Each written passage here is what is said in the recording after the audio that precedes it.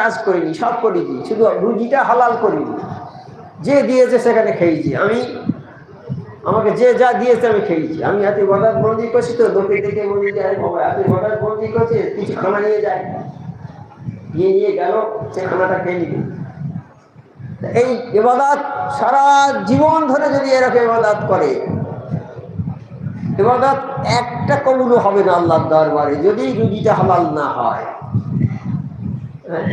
তো একটা ফুটো যদি থাকে সেই জলাধারে, বড় জলাধার যাতে 500, 1000, 10,000 লিটার পানি থাকে, একটা ছোট্ট সামান্য ছিদ্র থাকে, সেই ছিদ্র দিয়ে সব বেরিয়ে চলে যাবে। আমাদের সেই রকমই, আমরা যত ইবাদত বন্দেগী করি, যত যাই করি না কেন, আমাদের সেই সামান্য ছিদ্র যদি একটা থাকে, তা দিয়ে সব চলে যাবে, কিছু থাকবে না।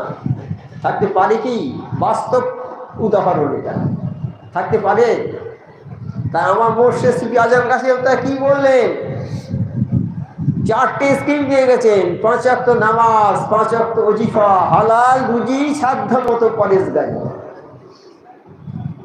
5 ওয়াক্ত নামাজ তোমার পড়তে হবে, 5 ওয়াক্ত ওজিফাটা পড়তে হবে, আর হালাল রুজি খেতে হবে, আর সাধ্য মতো পরেশগারি।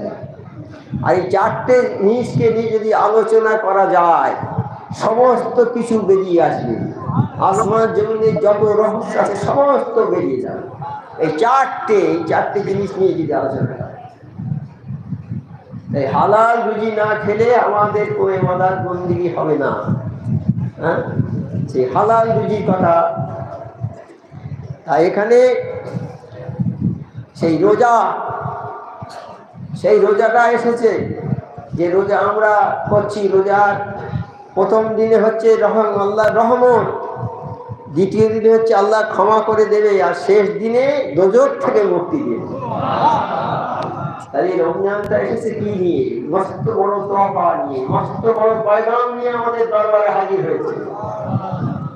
আমাদের যাদের নসিব গুলোন, আমরা তারাই একমাত্র রোজা করবে। রোজা যারা করবে তাদের নসিব গুলোন, নসিব যাদের, তারা ছাড়া রোজা কেউ করতে পারবে না।